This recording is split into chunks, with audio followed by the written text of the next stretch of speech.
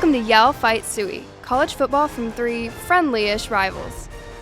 And welcome to a very early edition of Yell, Fight, Sooie, not just in time of week, but time of day that we're recording this. And, Andy, you're about 15 minutes from here now in Austin as I get ready to leave the city. That's how it always works with us. Yeah, well, it's, the president and the vice president can't travel together, so it makes sense that we can't be in the same the area codes. Yeah, so that makes you the vice president. Then I guess we'll turn to the Eric Trump of the show, Scott Matt. Sorry, I don't know, Scott. I just had to do it. Wow. I don't get it. I don't understand. Scott, how things up there in Missouri with not only celebrating the Pujols home runs, but also the division? Everything's good up there in Cardinal Land? It's fantastic, man. We won the division. Pujols has hit 700. Waino and Yachty have the record for most starts by a battery. The Blues start preseason home games tonight, and Arkansas has a football game this weekend too that might be strange, but you might be hosting next week. Is that what you're saying? Let's talk about the good part. Let's talk about the good part, and then the Blues and the Cardinals are doing great. Good. Well, I don't want to I want to point out the fact that I'm wearing a Black Hill State University rodeo shirt. I went up there and toured the campus. Scott, I toured the campus the way you and I tour campuses. You're breaking and entering? Yes. Well, it's not, as we learned last week, if you're not caught, you don't get caught. It's not cheating. And if it's unlocked anyway, you didn't break anything. That is what our American governmental system is based on. If you're not caught, it's fine. Well, it's a beautiful campus, and I'm stalling as I pull up the reason why I decided to wear this particular shirt. But it's a beautiful campus and in the beautiful town of Spearfish, South Dakota. And I'm wearing this in honor of scrolling. Gee, my butt is swollen. If you ever wonder how much Bailey Hubbard. I'm wearing this in honor of the wonderful Bailey Hubbard, who is a softball player for the Black Hill State University, and also was the in-game host for the Spearfish Sasquatch. And early spoiler alert, one of our winners of one of our big awards that'll be announced for Let's Get To. But so I'm not wearing it because of the football game that happened on Saturday. It's not like I've ditched my loyalties. I know y'all were both worried, but let's talk y'all's game.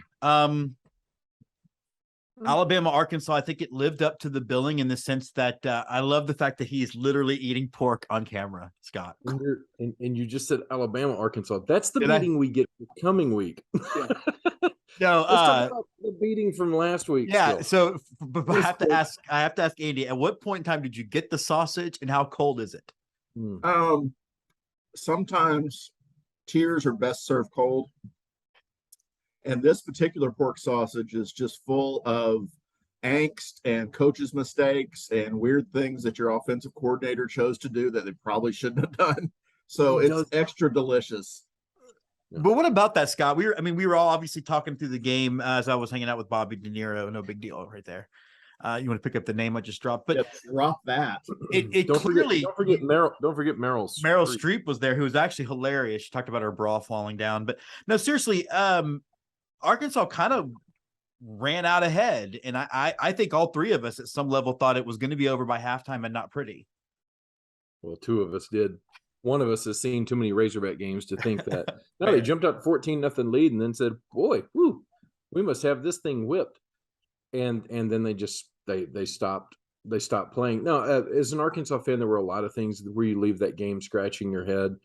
There's a lot of Arkansas fans that want to blame the kicker for kicking it off the very top of the goal post on what would have been the go-ahead field goal, and reminding everyone that since Cowboy Stadium is an NFL field, the goalposts are higher than normal. It would have gone over if we'd been playing in A&M. The problem with that is that it still would have been no good. And all it would have come down to then is the referee looking up and going, nope, that wasn't inside. No good. And Razorback Nation losing their mind because the officials done robbed us again. So I'm perfectly fine with the fact that I think it's a blessing in disguise that we were playing on NFL field goals. Yeah. Cross whatever uprights. but yeah, it was it looked like a lack of concentration at times on the part of Arkansas. I do believe that between first and goal and lunging from the 3 with outstretched arms into a sea of maroon, Yeah, and obviously in a close game like that, you can find any number of one thing. But Andy, before we get to you, I do have to ask: did you have any flashback to 2019 as the ball hit the large yellow vertical pole? Me? No, Andy. Oh, no World Series Game 7 flashbacks for you. Good. No, okay, great. I don't know what you're talking about because 2019 baseball season ended weirdly after the American League Championship Series. So I'm fine. Good. Obviously, Andy, you are did not expect a win out of your Aggies. You got the win. Talk a little bit about how that win came about. So one thing I want to address first, if I ever hear a football fan come to me and say that the kicker lost the game, except in some very rare instances, I know I don't have to listen to anything else they're saying, right? Because if it comes down to a last second field goal that you need to make from, 49 yards out, and you miss it, there's a whole lot of other things that went wrong somewhere in that game to get to that point. If it comes down to a player that's likely not even on scholarship on your team. He's very pretty. I saw him. This just in, though, Andy.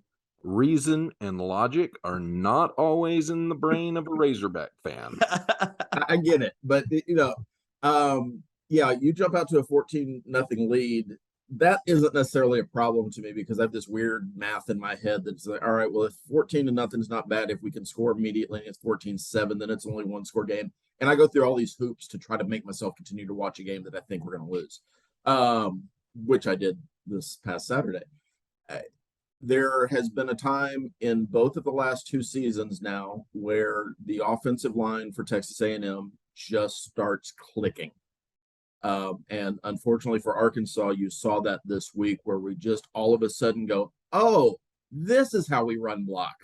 And it happened in that next series after Arkansas went up 14-0 and Devin A-Chain broke a 63-yard run. And all the momentum that Arkansas had at that point seemed to disappear. And then it really disappeared on that weird dive from the 4. KJ Jefferson's a tall guy. He's a big guy. But I don't know anybody that can Superman from the 4 into the end zone like this and not expect something bad to happen. And it happened, and it was a spectacular play. And that, more than anything, changed the momentum of the game. Even with us missing the extra point.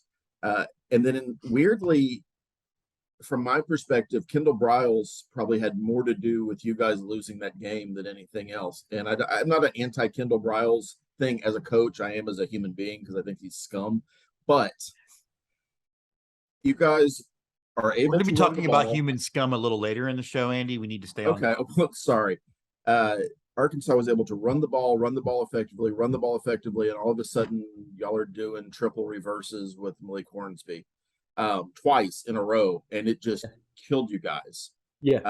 On our side, I think Malik Hornsby, the backup quarterback, that's the speedster that we've been hearing about all the special packages for Malik Hornsby all week, and we run 2 damn plays that don't work, and we don't bring him back out on the field. But I'm fine. But yeah. But why stop running the ball? Why stop just pounding ahead in our defensive line where you were having We're going to be talking about the Texas Tech game in a minute. Please but it's the same thing this weekend because I watched your game, Jim. I watched this game. I watched a few others, and it just felt like all the coaches went to Tahiti randomly in the middle of games and just made really ridiculous decisions about, we're going to do this now. We've never done it before. Let's see if it works. It didn't. I mean, but if you're an Arkansas fan, you watch that every game with Kendall Briles. If he may he may do an RPO up the middle over the left tackle, and it worked the first time. Gee, he sees that it's still open. We run it again. We'll run it 5 or 6 times right down your throat, and then it's like, I'm feeling bored. Why don't we call a double flea flicker reverse and have the tight end lined up as an H-back, break out and go deep in a wheel route down the sideline? That'll work, won't it? No, it won't. Do those things ever work, by the way? Like, I think they worked once for Bobby Bowden in 1976. And since then, everybody else is trying to catch that lightning in a bottle. But this is what Kendall Browse does. He absolutely drives you crazy. He is a great play caller. And then it's like there'll be 5 to 10 plays a game where his brain just goes off. Now, I'm still glad he's my coach. I'm still glad he's the offensive coordinator. We have a better chance with So him are the than women without. of Baylor, by the way. They're glad he's your coach too. Hey-o. Anyway, so it's something you live with when you got KB, but and I think one last thing that yes, Arkansas made some boneheaded plays, but I don't want to take away credit from an A&M team who took advantage of those mistakes, because I think we get a little bit, and I saw this a lot on the internet after the game, is, oh, well, A&M didn't win that game, Arkansas just lost the game. Yeah, Arkansas made some mistakes. There were some weird things that happened, but teams that win games take advantage of those mistakes. Right. Or force the mistakes too. I mean, that's the thing. Right. So it's not like you're playing against air. So that mistake, there was usually some reason for that mistake. Yeah. So, and it would be the same way if Arkansas had made that field goal and won the game. It's not the team that wins the game, and they win the game because they deserve to win the game, not because another team just, hey, we're going to give this to you. We're nice. We're great guys. And we just want to make really, really stupid decisions and hand you footballs and let you run 96 yards backwards.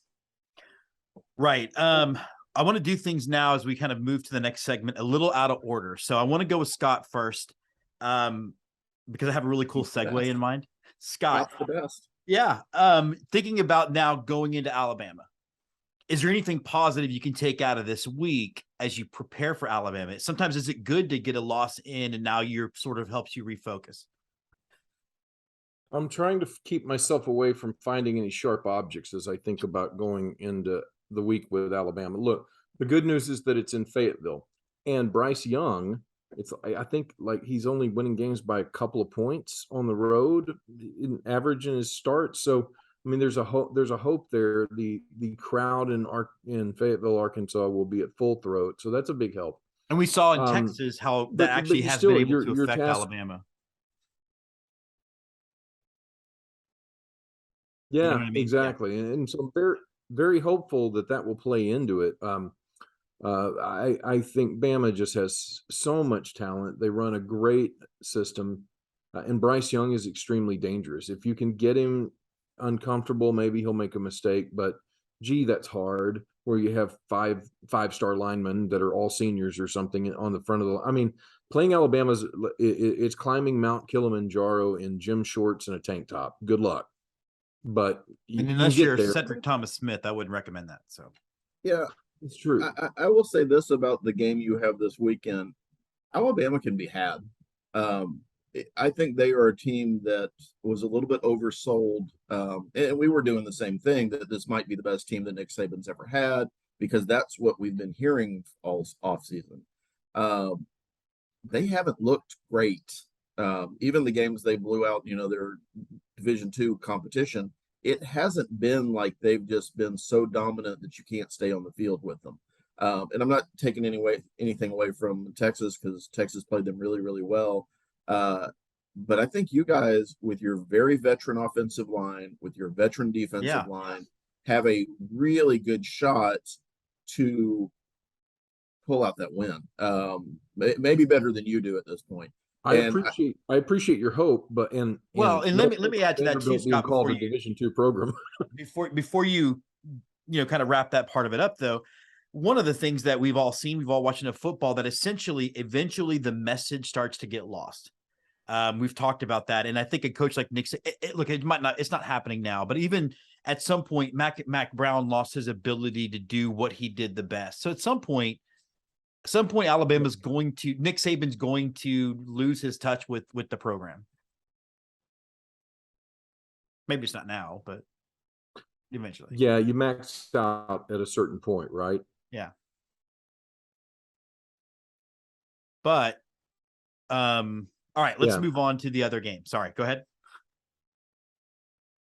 No, I was just saying it definitely you do reach that point. I think Alabama was a slow starter this year, and I think they really hit stride against Vanderbilt and blowing them out. And I think Arkansas is going to have the absolute best version of Alabama this weekend, and I don't like that. Fair. Well, now we're going to move out to West Texas as I get ready to actually move out to West Texas for the weekend. I don't want to talk a lot about the Texas game because I think Texas lost the game in two areas. One, inability to get off the field on fourth down. Tech converted, I think 6 of 8 fourth down conversions, some of them fourth and long, and all because the Texas defense was a hair too slow. And Texas has arguably the best running back in the country, who I think got 16 carries. So there are your two things. One of the things I want to talk about, though, is the culture of the Texas Tech fan. And I'm actually super excited to discuss this having Andy on the show, because Andy, having been in the Big 12 for so long, and I think in many ways also the brunt of the Texas Tech lack of class. I'm thinking about, Andy, the famous Vickum Tech t-shirts where they were wearing spirit shirts of Michael Vick hanging reveille. I mean, that was a thing they did, Scott. Two Texas players were pushed from behind as they rushed the field. And Scott, I kind of want to hand for temporarily the hosting duties over to you to talk to kind of let Andy and I dive into what I think is a really toxic fan environment over there, as seen even when the basketball team showed up and the bus was being shaken so bad it was rocking. Well, let's tee that off then. What do you think? Let's start with you, Jim, because you saw it firsthand this weekend. What do you think the reasons are behind that? Where does Tech come? Is it because they're so distant out in the middle of West Texas that they kind of just go rogue? I mean, there is a culture that it appears at Texas Tech in Lubbock where it's okay to let students go the extra mile and doing what appears to be the wrong thing. Is that just a thumb? The other thing too is this is political correctness, or This is the second time in about 8 months that the president of the university has had to warn the student body about their behavior. So I do think it's something cultural. We used to tease that A&M was Texas's little brother, right? And it was always just to kind of get a rise out of the Aggies. Even though we were established as a university first and have more students and whatever. Yeah, but can I pick an arbitrary date of when we can start measuring that? Never mind. I say I don't want to. I will. I don't want to devolve into that, but Texas Tech truly is that, right? I think Texas Tech at this point in time, I think you're exactly right. Like, even if you go to College Station, which I think would have been a really great going to college environment, because I think it feels like a small college town, but you're still an hour and a half from Houston. There are still things you can do. Lubbock is the biggest spot within about a 6-hour radius out there in West Texas. I also think that there's a certain part of them that, they survived A&M going to the SEC, but they're not going to survive in the same way when Texas leaves. We've discussed that a bunch. So I think that's a big part of it. And I think we're also in a part of our culture where we don't really care how we act anymore. We're pushing large linemen from the back, go up to his face and start a fight. He won't, because they're cowards, but I don't know. I know, Andy, you wanted to jump in on this, I could tell. Well, one thing because I passed a couple of videos on to you after the game. The guy walking around doing the horns down to the cheerleaders and to the Bevo stuffed mascot, that actually wasn't a Tech student. That was a guy from Barstool, which probably shouldn't surprise anybody. They were just trying to get a reaction out of people. Sure. As far as Tech fans, and this goes back, the last time I was in Lubbock was the goalpost game. It was many, many years ago when A&M was still in the Big 12.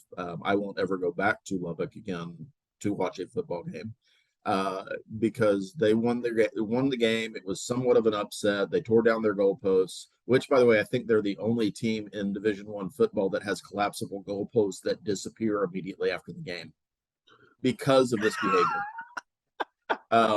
Anyway, they ripped the goalposts down. They walked them into, normally you'd walk those out of the stadium through the tunnel. They decided to shove them up in the group of A&M fans who were waiting for their buses to get around to the stadium to take them out of town. And you're not talking about a bunch of college kids. You're talking about a bunch of older men and donors and that kind of thing. And they're having fistfights with students from Texas Tech because that's a thing that they ingrain in their student body. I used to think it was kind of this island of misfit toys thing because Tech for a very long time, they don't have a sterling academic reputation. And a lot of kids that go there because they couldn't get into Texas. They couldn't get into A&M. Tech has some good things going for it. I'm not denigrating the school, but I think it's also geographic in that these are literally kids that didn't make great decisions in high school or couldn't get into the school they wanted to, they've gone someplace that is 6 to 8 hours away from their parents. So they are literally unsupervised in any real way. And they act the fool. And the school, regardless of what the president has done, encourages this behavior. It is very much a, hey, let's be rowdy, but there's no policing of what rowdy is. I have witnessed where they rip out the bleachers out of their own stadium and try to throw them on the field. I have witnessed and had secondhand stories of them throwing batteries and full water bottles and full alcohol bottles. They were throwing full water bottles the week before the Texas And game. honestly, if you're throwing a full alcohol bottle, you're not doing it right. You drink the alcohol. Alcohol is expensive. Don't give it away for free. I kind of think though maybe they were drinking some to get to that point to begin with. But I think also we have to you have to take this a step beyond. Okay, so let's look at the SEC for just a moment because I'm there, Andy's there, Jim, you're coming. If you look at the SEC, they've gone that extra mile. If the schools can't take care of themselves, if the schools aren't going to handle it, the SEC does impose a fine, Right. and you've seen $250,000 be fined to some schools for storming the field. So is it a Big 12 problem? No, I do think it's. I think it's probably you. Jim spoke first. He gets to go first. I do think it's partly a Big 12 problem. I also think that, one of the things that we've seen as a result of this, it's a cultural problem because everybody, Andy, I actually tagged you in a post about it where, in a comment, I mean, like where everybody is sort of calling Texas players soft for complaining about it. If you don't want to get pushed, win the game. Well, that to me is the equivalent of if you don't want to get raped, wear a longer skirt. Yeah, victim blaming. Yeah, but for me, I think it shows just a further example of like degradation of society. Period. I love going to. I went to so many A&M games, and I had exactly 0 negative interactions with any Aggie fan. I even had a shirt that said "Saw 'em off," and it was Reveille with no feet. And I had people wanting to take a photo with me and giving me beer at the tailgate. I'd never had a negative fan interaction. I've heard from lots of Alabama fans who came down here and said they had 0 negative fan interactions. I don't understand why we can't sort of, be fired up and definitely talk to shit before the game, but after it's over, celebrate this awesome thing we're doing. Andy? And see, I don't even think it's the degradation of society. I think it is a problem specific to Tech and a handful of other schools because A&M stormed the field last year against Alabama. There were no Alabama players that got shoved in the back by our students. There were nobody trying to pick fights with Alabama cheerleaders. It's not a thing. And I am certain that you can find somebody who's had a bad experience in College Station because of a random asshole. I think we pride ourselves on doing a good job of policing our own a little bit. I have had some old woman yell at me outside of a Texas game, outside of Memorial Stadium, 95 or 96, and she was clearly drunk and clearly inebriated, and she had her grandchildren with her or some people she was using to beg money with. But that's not the norm. When I've been at Lubbock, when I've experienced Tech fans, that's the norm. The exception are the normal, rational people. And as bad as I think some of the road environments in LSU or in the SEC are, and LSU's top of mind for that. Yeah. Night games in Baton Rouge. Absolutely. You will get cussed out. You will get yelled at. You will have things thrown at you, but they'll also feed you some etouffee and buy you a beer and understand where the line is. Yeah. Yeah. There's something about the water in Lubbock or the school in Tech where that line is just not a thing for them. And it's problematic. And I do think it's a conference issue because the Big 12 is largely toothless to force their members to do anything. Can I also say that one thing that we're missing out on here that I have to look at Tech and go, really, and this is no offense to Texas, I'm really not trying to take a shot at UT when I say this, but if you're storming the field against a team that just went 5-7, also really, shouldn't you kind of look in the mirror? Maybe the problem's you. Well, first of all, Scott, they stormed the field against Houston this year. This is what I'm saying. If you're storming the field for no reason, right? Any reason's a good enough reason to storm the field. You have a problem. You have a systemic problem inside. Oh, holy crap! We beat Houston Christian University. They're no longer Houston Baptist University. Right. Let's storm the field. I think this is where if Texas Tech leadership can't do something about it, then the Big 12 needs to get involved. Well, before Andy jumps in, the Big 12 leadership is part of the problem of why Texas and Oklahoma are going to the SEC. And Exactly that's right. very, I mean, they're and I don't know why it took so long for them to replace conference commissioners, because the guy drove it into the ground. Andy? All the students at Tech, all the people that stormed the field did not believe that was turf because it looked so real. So they all were just going down to touch it and make sure that it was actually a petroleum product that they were playing on and not actual grass. So there's a lot there. But the other thing, Les Miles was there attempting to eat some of that grass. He's always somewhere attempting to eat grass. I thought so. But the weird thing, it took away from what should be a really quality win for a Texas Tech program that needs really quality wins. Yep. Because Texas is not a bad team. You have a rivalry there, whether Texas considers them a rivalry or not. They consider Texas a rival. But we're just not that into you. Right, but they get up for that game. They should get up for that game. There's the added drama of Texas abandoning them. And I remember being on the other side of that when Arkansas abandoned the Southwest Conference and how they were treated during that farewell tour. And when Scott talks about the conspiracy theories, whether they existed before that year, they absolutely existed that year, because there was some whole lot of questionable stuff going on. But they existed before that year. Yeah. But if you're Tech, you literally just took away any value you got out of that win, because the narrative around the nation is Tech's a bunch of scumbags. Why would I want that? I don't want to associate with them. And I think their conference is looking for who's the next person we're adding. That is part of the calculation of that. I don't want to send my student athletes to Lubbock. It's a pain in the ass to get there. It takes forever, expensive travel. Oh, and also they might be assaulted. Yeah, and that's a great point, because if you look at it, where are the schools located that are trying to find a home where the conferences are screwing up? It's west, and Tech is the farthest west that you've got in the Big 12.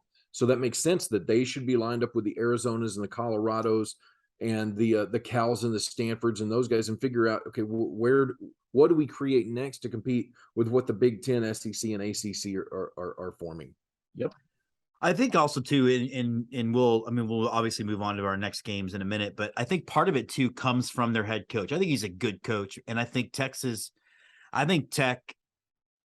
took advantage of what was a problem with the Longhorns last year. Like, I think every single game they lost last year, they had the lead at halftime, right? Like, I think, including the big meltdown against OU. So I think you can't take anything away from the on the field win, but even his comments afterward about college football runs through Lubbock, and it's a good thing they're running to the SEC because blah, blah, blah, blah, blah. They've beaten the Longhorns 5 times in the last 20 years. So let's calm down. Joey McGuire's a high school coach. He is and that what you saw was, if I've been rewatching Friday Night Lights this week for some random reason. If you saw Coach Taylor say those exact same things, you'd be rooting for it, because it's what you do in high school. It is not what you do as the head coach of a Division I football team. And can we the be Lubbock clear? Ites eat that up because they're a high school program. It's what you do in high school in Texas also. And I think that's really an important point to make. It's a Texas high school football coach. It's not other states where Friday night, our kids are playing a football game. It's Texas. Paint your face, close down the town. We have a freaking football game, and we have 30,000 people in our town in a 50,000 seat football stadium that we're going to fill on Friday night. I mean, everybody but Grandma Saracen goes to the games because she can't do road trips. Bless her heart. We need to do a whole show dedicated to that show. All right. I'm going to, I think, I actually appreciate having this conversation. Lila Garrity. Oh boy, we can have a whole Lila Garrity episode. All right, Scott, I'm taking back the hosting duties. Andy, we've been talking a lot about football on the South Plains. You guys have Mike Leach this week. I actually think Mike Leach is one of the more entertaining coaches in football. I will sometimes watch his press conferences. Talk to me about A&M versus Mike Leach and some of the past games y'all had against him when he was in Lubbock. I prefer denial when having to deal with some of these issues. So Mike Leach is the Jackie Sherrill to Texas. That's what Mike Leach is to Texas A&M. Jackie Sherrill beat Texas a lot when he was the coach in College Station. Then he beat Texas a couple times when he was the coach of Mississippi State, famously castrating a cow before one of those games, which is weird because the Longhorn is already a steer. It's a steer. So why would you need to glue them back on? That's already been castrated? But nevertheless, it worked. And we love Jackie Sherrill at College Station. Mike Leach, we don't love so much. He is 8-4 lifetime as a head coach against our teams. During a good chunk of that 8-4, we've had more talent than his teams. We've had more NFL players. We've had more All-Americans. And he is just so in the heads of the fan bases, because we're not talking about he's better than one coaching staff like he outsmarted RC Slocum. We're talking 1, 2, 3, 4, 5 coaches. And I think the jury's still out on how Jimbo Fisher is going to handle him head coach to head coach kind of matchup, because they're 1-1 against each other. And I will argue if we had a competent quarterback in Zach Scalzada, who was playing last year in his second start in college football, somebody besides him, we probably would have won that game last year, because I think it was 26-20. A competent quarterback could have won that home game. But Mike Leach in Starkville, which is a place that we have struggled since we've moved to the SEC, it's not a great combination for us. If we're going to win this game, we're going to win it by running the ball, throwing a couple of deep passes just to keep the safeties honest, but just using the strength of our team and not trying to get cute with it. And that's taking the offensive line and trying to blow their defense off the line and opening holes for A-Chain and the other backs. Using the tight end passing game. That's Jimbo Fisher football. That's what we need to do to win the game this week. Now, yeah, Scott, because Mike Leach obviously I think is really responsible for what all the offenses in college football are, right? He really was he changed the game a lot. And I think to Andy's point, the way to beat Mike Leach is to keep him on the sidelines. Yeah. I mean, that's really the thing. Yeah. He's part of that whole Hal Mummy group. And there's the coaching tree under Hal Mummy. To think that all offenses that being ran today have roots back to Kentucky, kind of strange. But anyway, we're not talking about basketball. I want to say this also for A&M. I think your defense has a huge it has a huge test this week, because last week what Arkansas does in that bully ball and pounding at you and taking a shot here or there across the middle, trying to find a way to get the ball and sometimes going deep, that's one thing you have to defend. But Mike Leach is going to come out and tell you, I'm going to go wide, I'm going to throw the football. And that's a completely different mindset. What often works well for 20 years. I mean, what works well against them, rush 3 have, 3 linebackers or pseudo safeties playing underneath that can move quickly and then dropping 5 in coverage. So there's a lot of there's a huge mind shift that has to happen for the A&M defense this week against a team like Mike Leach, or against a team like Mississippi State, because Mike Leach really, and he has a good group of guys, but I do think A&M wins this game. Well, it's I think the real matchup for us is Leach's offense versus DJ Durkin's defense, and how Durkin adjusts to what Leach is going to do. He had a good handle on it last year with Ole Miss playing Mississippi State and winning that game, but rivalry game being what it is, you throw that kind of stuff out the window. I would also say that for the A&M offense, it's not like so A&M beat Arkansas, that's acknowledged, but it's not like A&M's offense ran through them all day. 6 points was given by a dumb fumble, and so you've only got 3 other scores that A&M's offense generated. One of those was a miraculous drive where they just put the whole team on A-Chain's shoulders and let him go. We should do that. What I'm saying is, I don't think Max Johnson has solved all the problems with the A&M offense. The A&M offense still has a lot of issues. So Max Johnson has solved one problem in that he doesn't turn the ball over. Fair. And if you're not going to have a guy that is lighting up the scoreboard like a pinball, he's going to be a game manager. And I think that's ultimately what Max Johnson is, and he can throw downfield when he needs to, if he can stay off his back.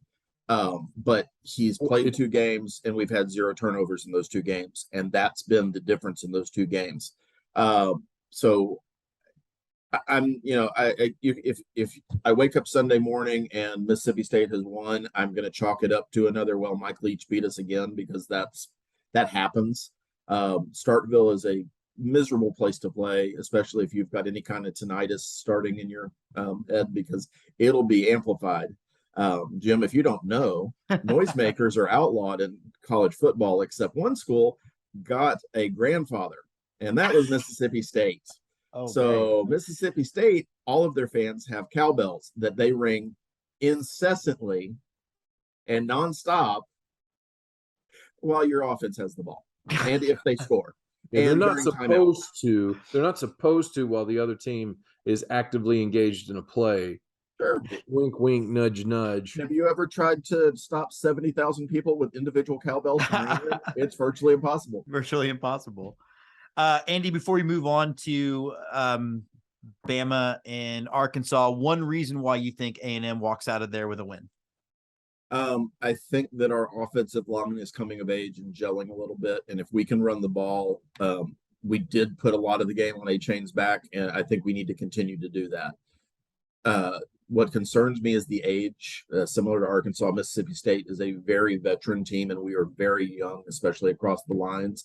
So both of our lines will have to grow up, and I think our offensive line is doing that. So that's what I think that's a big key for the game for us. If the offensive line is playing well, Max Johnson's going to have the ability to find receivers, and we're going to be able to run the ball and control the clock a little bit and play Jimbo Fisher offense, which means keeping Mike Leach off the field to an extent. And also Will Rogers, their quarterback, who I believe has been there 72 years, is a guy I have met that I don't like. 72. All right, Scott, we talked a little bit about you guys versus the Crimson Tide this weekend. Why don't you give me a couple of reasons why you think Arkansas does walk out with the W? Bryce Young gets hurt early, and then we also knock out their second stringer. And the third stringer, he's probably another 5-star relegated to only running triple plays. Yeah, but he's a young 5-star. No, okay. So what does Arkansas have to do? In all seriousness, let's talk about the Arkansas offense first. The Arkansas offense has to click, and it hasn't clicked yet this year, really, in consistent fashion throughout an entire football game. KJ Jefferson has to make plays with his arm. It's that simple. You've got to find receivers open. You've got to hit your receivers in stride. It's been a big problem throughout his career, throwing slightly behind receivers. He did it all during the A&M game, and that means you're gaining 12 yards when if you hit them in stride, you might gain 22. So that's one thing that Arkansas has to do is maximize the amount of yards they can make on each play, because you can't rely on your running game alone. Alabama's too big and too fast. You can't beat them to the side. You've got to create holes up the middle in your running game, and sometimes you're just not going to be able to create them. That's offensively what Arkansas has to do. Defensively, what Arkansas has to do is on the line of scrimmage, the defensive line still has to get a push. And you're not going to dominate an offensive line of Alabama, period. You're just not. But you can utilize the speed of the Arkansas linebackers, the Bumper Pools, the Drew Sanders.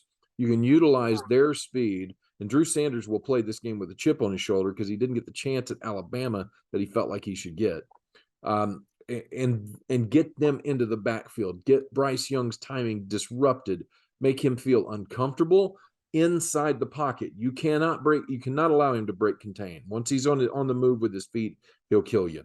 The Arkansas secondary is going to be hit and miss. We will give up a couple of long touchdown passes. We're not healthy back there. More guys are out other than just Catalan. So I really think Arkansas is a strong uphill climb.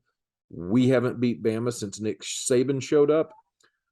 So until we do, I ain't going to expect that we're gonna. Okay. I don't know. I feel good about it. I think the game being in Arkansas is going to help. I felt really confident last week, though. I will say I felt really confident that we were going to beat A&M. I thought, okay, we had the hiccup with Missouri State. We got ourselves back together. We come out. We really started on the stride. I thought, okay, this is good. We're going to have a true win. A&M is not going to score 30 against us. They don't have the offense to be able to do that. Well, if you're giving them points, if you're handing the ball to their defense and letting them run 97 yards for a touchdown, I'm going to be fine, though. I'm going to be fine. Armani Richardson missed calisthenics before the game, and he needed to do some running. So we appreciate everything you did for him and letting him get loose. Well, as we turn to Longhorns and West Virginia, you'll notice I've got my favorite coffee cup. It is my Longhorn Hollywood sign coffee cup. And it was reminding me of what I think needs to happen against West Virginia for Texas. And again, it reminded me of my favorite movie of all time, Jaws. You see little Quint there getting eaten. It's all psychological. And look, Texas is more talented than West Virginia. It is going to be a night game at now DKR, which is apparently a tough place to play. So it's not only going to be psychological for the team, but it's psychological for our fan base. Can we go out and give the same kind of fan performance that we gave against Alabama? Or are we going to earn the reputation that some of our fans have of being T-sips and all of this other, bullshit, I guess. The other thing is going to be the team and the psychological setup of the team. How are they going to be able to look at this Tech thing as sort of a bump in the road and they can reset? Or is there going to be a just like last year's situation? Because I do think that if they don't beat West Virginia this week, I think the season is going to get real ugly real fast. I think I hate to use the word must win when you're 5 games in, but I think this is a must win game for Texas. I do think they'll win it, but I do think it's that important. I also, Jim, go ahead, Andy. That little white speck on the top of chicken shit, that's chicken shit too. Are we throwing pure country references at me now? What? Well, that's where the sidewalk ended, so where I started to go. Yeah. You guys should win this game. And so this is from the outside looking in and watching Sarkisian coach teams for the last 2 years. My concern, very similar to what I saw against Arkansas, is that you have weapons that you don't use because you feel like you have to use the other weapons, and you get too cute with some of this stuff. It's a crime that Bijan Robinson and all of his mustard hawking glory only got 16 carries against Texas Tech last week, or 16 touches. There's 15 carries and 1 reception. And I think some of that is by design because we want to spread the ball around. Sarkisian very much needs to have an offense that he can sell to recruits. And you want to be able to say, hey, we throw the ball down the field. We're exciting, we play. But at the end of the day, winning games matters more than how much razzle dazzle you do it by, I think. And maybe that's not as true in the Big 12 because the offenses are typically more high powered.